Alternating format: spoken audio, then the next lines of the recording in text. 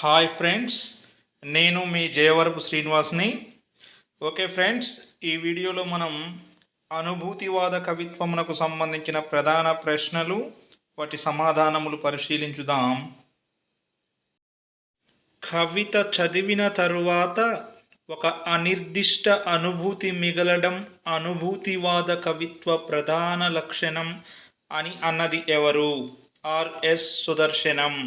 కవిత చదివిన తరువాత ఒక అనిర్దిష్ట అనుభూతి మిగలడం అనుభూతివాద కవిత్వ ప్రధాన లక్షణం అని పేర్కొన్నది ఆర్ఎస్ సుదర్శనం. అనుభూతి కవిత్వం, భావ కవిత్వం రెండూ ఒకటే అన్నది ఎవరు? రంగనాథాచార్యులు. అనుభూతి కవిత్వం, భావ కవిత్వం రెండూ ఒకటే అన్నది రంగనాథాచార్యులు. అనుభూతివాద కవిత్వం, భావకవిత్వం ఒకటే అన్నది వట్టి అపోహ మాత్రమే అని పేర్కొన్నది ఎవరు? ఇస్మాయిల్. అనుభూతివాద కవిత్వం, భావకవిత్వం ఒకటే అన్నది వట్టి అపోహ మాత్రమే అన్నది ఇస్మాయిల్. వేసవి మధ్యాహ్నం మంటల జుట్టును విరబోసుకొని నగ్నంగా రోడ్ల మీద తిరుగుతుంది అన్నది ఎవరు? తిలక్. వేసవి మధ్యాహ్నం మంటల జుట్టును విరబోసుకొని నగ్నంగా రోడ్ల మీద తిరుగుతుంది అని పేర్కొన్న కవి దేవరకొండ బాలగంగాధర్ తిలక్. గుర్తుంచుకోవాలి బాగా. దృశ్యంలోకి అనుభవం, అనుభవంలోకి దృశ్యం అన్నట్లుండే కవిత్వ శైలి గల కవి ఎవరు? దృశ్యంలోకి అనుభవం, అనుభవంలోకి దృశ్యం అన్నట్లుండే కవిత్వ శైలి గల కవి కొత్తపల్లి సత్య శ్రీమన్నారాయణ. కవిత్వం నాకో మాయాలాంతరు అన్న కవి ఎవరు? కవిత్వం నాకో మాయాలాంతరు అన్న కవి వేగుంట మోహన్ ప్రసాద్. వేగుంట మోహన్ ప్రసాద్ కలం పేరు మో.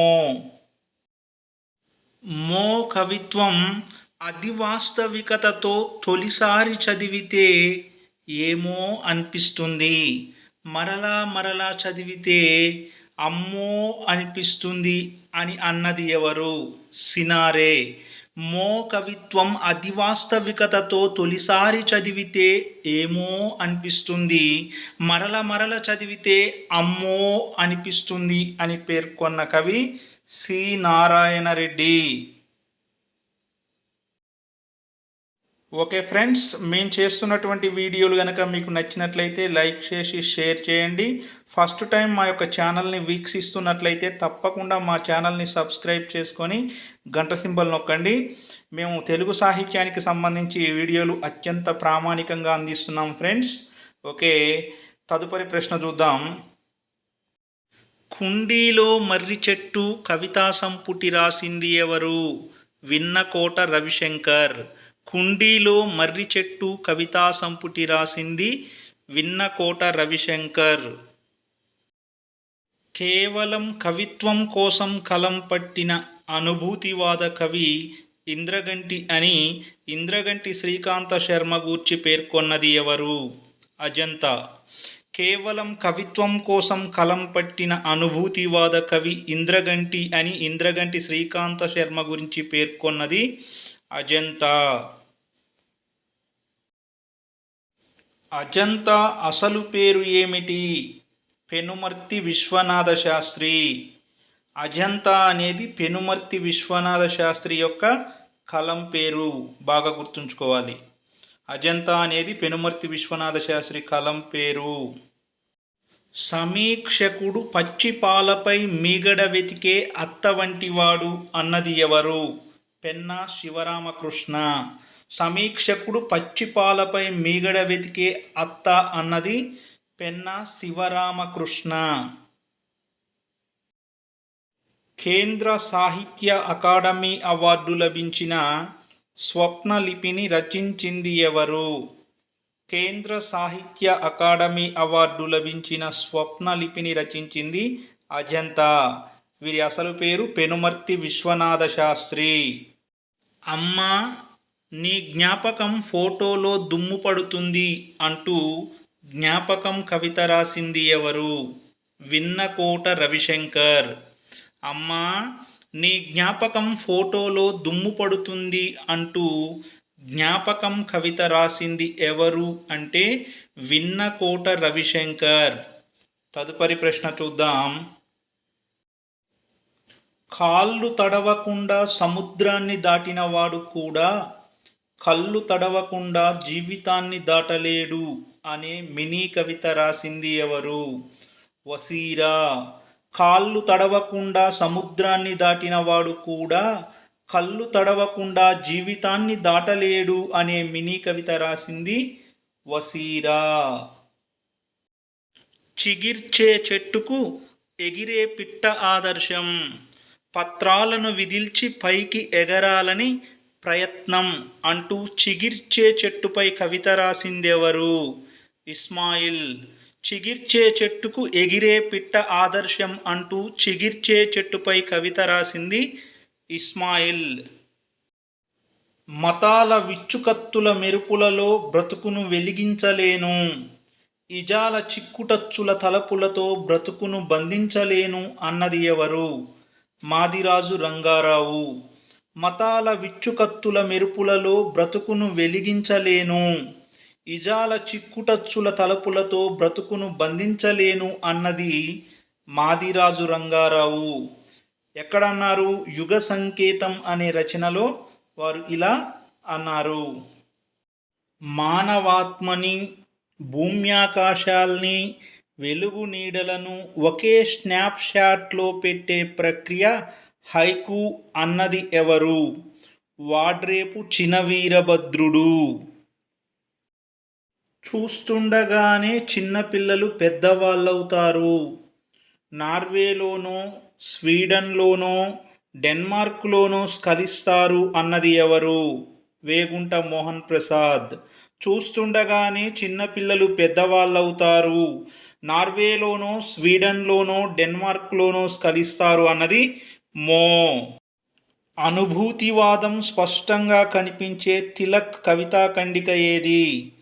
అనుభూతివాదం స్పష్టంగా కనిపించే తిలక్ కవితా ఖండిక నీవు లేవు నీ పాట ఉంది. మో తొలి కవితా సంపుటి ఏది? మో అంటే వేగుంట మోహన్ ప్రసాద్. మో తొలి కవితా సంపుటి చితి చింత. చితి చింత అనేది మో యొక్క తొలి కవితా సంపుటి. నిబద్ధత, మార్క్సిజం కవిత్వానికి అవసరం లేదు అన్నది ఎవరు? నిబద్ధత, మార్క్సిజం కవిత్వానికి అవసరం లేదు అన్న అనుభూతివాద కవి ఎవరంటే ఇస్మాయిల్. బాగా గుర్తుంచుకోవాలి, ఇస్మాయిల్. మృత్యువు, ఎముకల చెట్టు, సూర్యకోకిలం అనే కవితలు రాసిందెవరు? మృత్యువు, ఎముకల చెట్టు, సూర్యకోకిలం అనే కవితలు రాసింది కొత్తపల్లి సత్యశ్రీమన్నారాయణ. దృశ్య స్పష్టత, క్లుప్తత, అనుభవ ప్రసారం బలంగా సున్నితంగా చేయగల కవి ఎవరు?